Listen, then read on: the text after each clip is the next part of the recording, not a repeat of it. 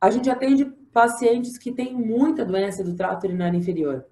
E a gente tem que lembrar que o gato tem doença do trato urinário inferior por N motivos.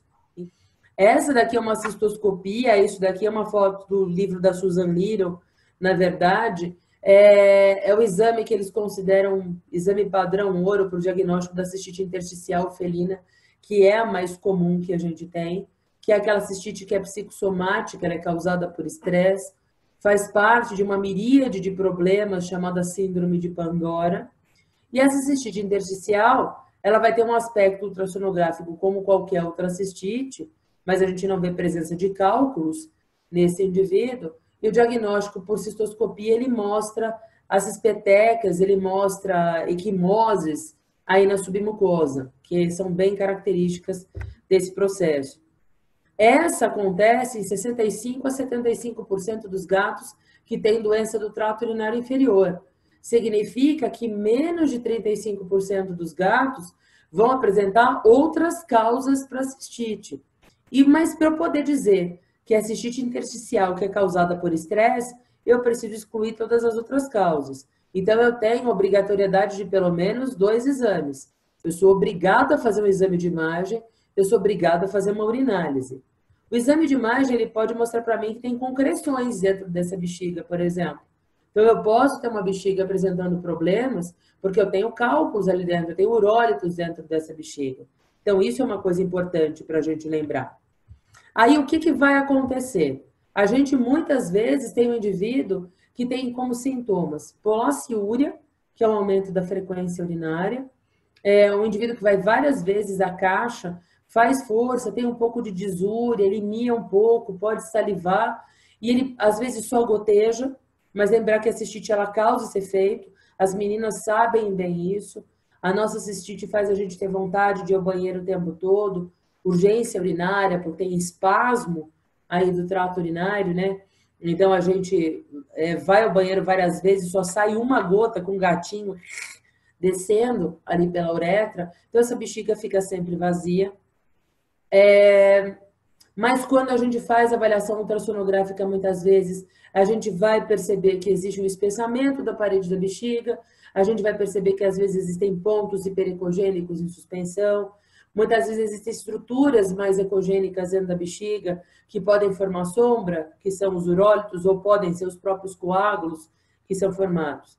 Então, vocês ajudam bastante, às vezes, já no diagnóstico diferencial da urolitíase e no diagnóstico diferencial da neoplasia de bexiga. É claro que nem sempre vocês podem falar muita coisa, mas o que eu acho que é importante lembrar é que a grande importância que vocês ganham também é que, como o animal mais velho ele pode ter neoplasia de bexiga e a cistocentese nesses animais ela pode ser problemática, porque a gente realmente pode causar uma carcinomatose abdominal quando faz a cistocentese no animal que tem a parede infiltrada por um carcinoma, é fundamental uma boa descrição do que vocês veem nessa parede.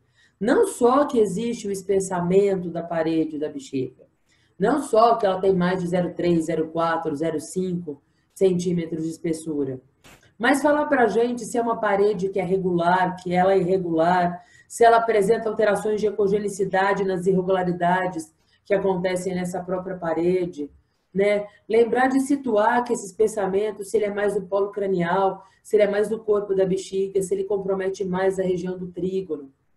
Alguns ultrassonografistas ainda conseguem ser um pouco mais detalhistas e eles tentam dar um foco um pouco maior na inserção dos ureteres lá atrás.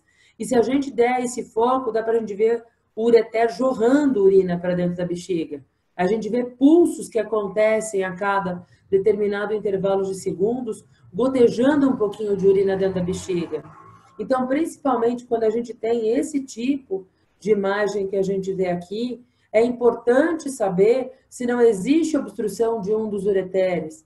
Pesquisar esses ureteres para ver se já não tem nenhuma dilatação, nem pelo menos aqui na via de chegada da região do trígono. Porque quando existem neoplasias nessa região aqui atrás, a gente também pode ter alguns processos obstrutivos ureterais que levem ao mega-uretere e que também levem à hidronefrose. né? Então, a avaliação da parede da bexiga, para a gente saber o quanto ela está espessada, o quanto ela está inflamada, se existe a chance de malignidade, se não existe chance de malignidade, verificar se a gente for fazer uma biópsia, que região que seria melhor para escolher para fazer essa biópsia. Então, a descrição muito bem feita disso é muito importante para o clínico também, porque as tomadas de decisão, às vezes, elas são um pouco difíceis, tá? E lembrar que, assim, né, as urolitíases, elas precisam muito do diagnóstico por imagem.